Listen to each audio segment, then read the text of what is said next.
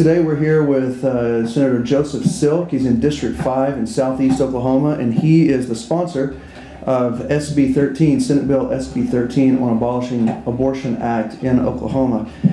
Thank you for letting us have this Thanks time. for being here. Yeah, it's our pleasure. So there's been some questions come up, and they're pertinent questions, important questions that really need to be answered and answered well. So since you're the sponsor of the bill, and the writer, right, the author? Yeah. Let's ask you the questions and see where you stand on these matters and where this piece of legislation stands. Whenever it comes to criminalizing a mother or a doctor for performing a procedure, when is a mother going to be criminalized and when is she not? And the second question would be a doctor, but we can ask another question. Right. So, and that's a very important question. It's come up a lot. People ask that. She's like, are we immediately making every woman who has an abortion a murderer? And no, that's not what the bill does whatsoever. The bill does not specifically state all these women are going to be, held liable for first-degree murder. It doesn't say that anywhere in the language of the bill. So to the people who are spreading that and talking about that, they clearly have not read the bill because it doesn't say that. What this bill does is it criminalizes the act of abortion. So, and it leaves up the sentencing up to the courts, the judicial system, as it should. So the good example that I give is if there is a young adolescent female in an abusive relationship, she gets pregnant by the bad boyfriend or whatever it is, and he coerces her and forces her to have an abortion, and it's found out. Is she going to be charged with murder? I would say no. I don't think that at all. This is a situation. This exactly. Just like any other homicide. Now, would the father of that child be charged with murder for his action? Absolutely. Would the doctor who actually physically killed the child? Yes, they would be charged. But under that circumstance, the court's going to show a lot of leniency and probably not even charge that girl. And that's how it should be. And that's why we have a judicial system. But yeah, I mean, so that's that example. Now on the flip side, if there's, just a career woman who gets pregnant, just doesn't want the baby, has an abortion out of convenience, would she be held liable for murder? Yeah, probably so. Because what this bill does is it essentially offers equal protection from life beginning at the moment of conception, and depending on the circumstances around the abortion, that's how it's going to play out in the legal system. So we are not criminalizing all mothers across the board no matter what. That is completely not true, and you will not find a lick of evidence to support that theory in this bill. It leaves that discretion up to the prosecutors and the judicial system, just like any other murder. Yeah.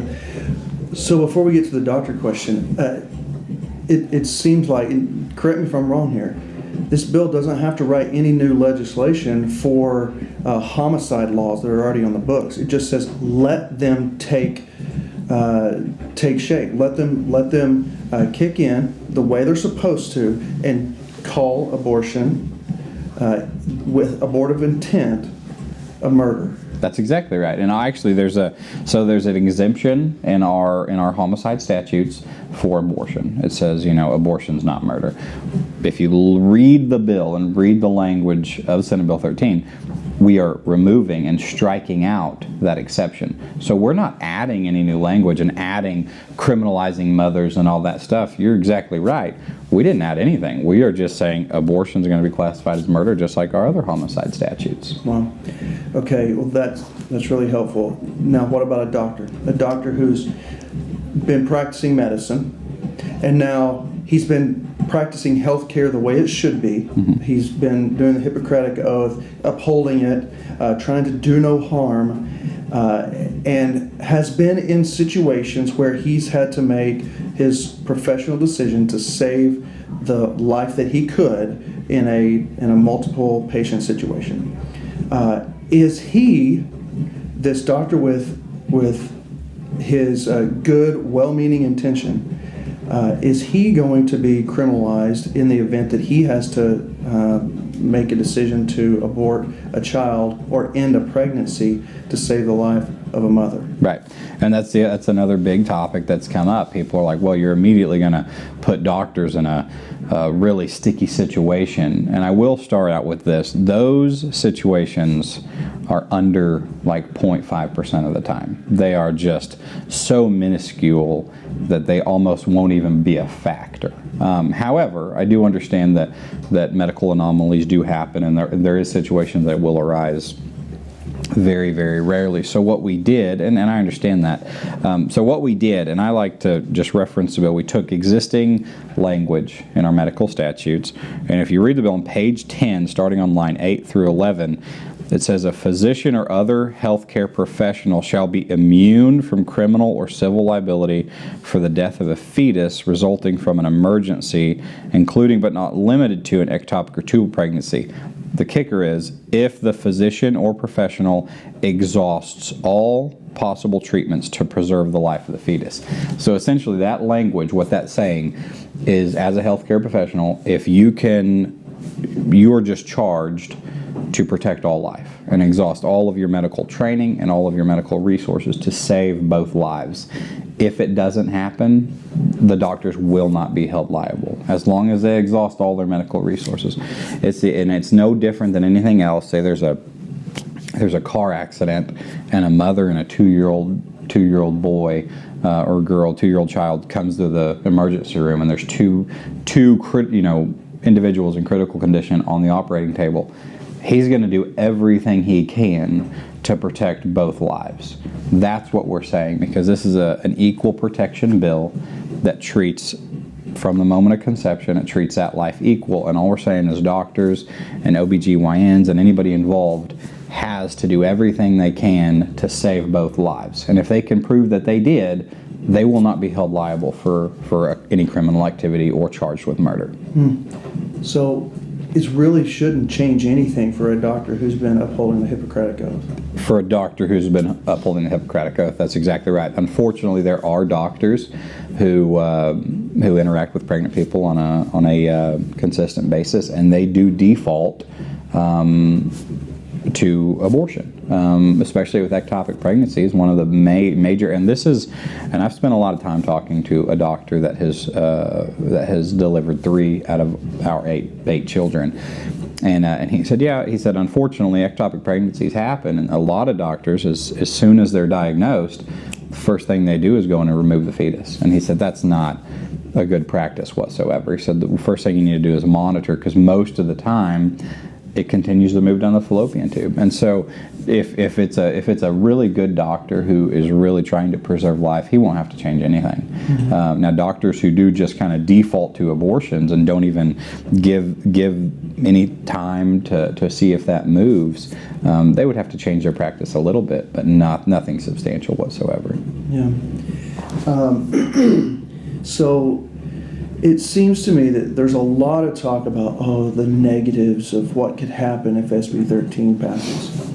Let's talk about the positives. Yeah. I mean, I can think of a whole lot of them, but from your standpoint, when you wrote this, what are the positives? Yeah, so I mean, this is a piece of legislation, and an attorney from down in Texas is the one that really dove into our laws, Bradley Pierce, and he made this a solid constitutional piece of legislation. And I was able to work with him and kind of take some of the concerns and plug them in. But yeah, the positives are, if Senate Bill 13, which is an absolutely constitutional piece of legislation, because you hear that a lot. Well, it's not constitutional. Yes, it is absolutely constitutional.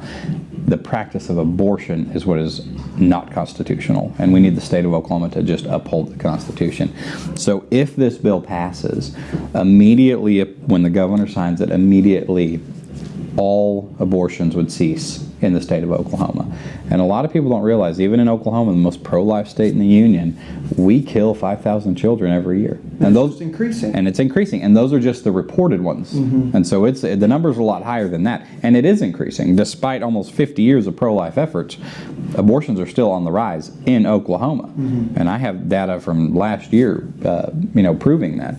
So the positive would be, the legislature passes it. Hopefully we can get faith organizations and everybody behind it. The governor signs it, and we support the governor in doing that.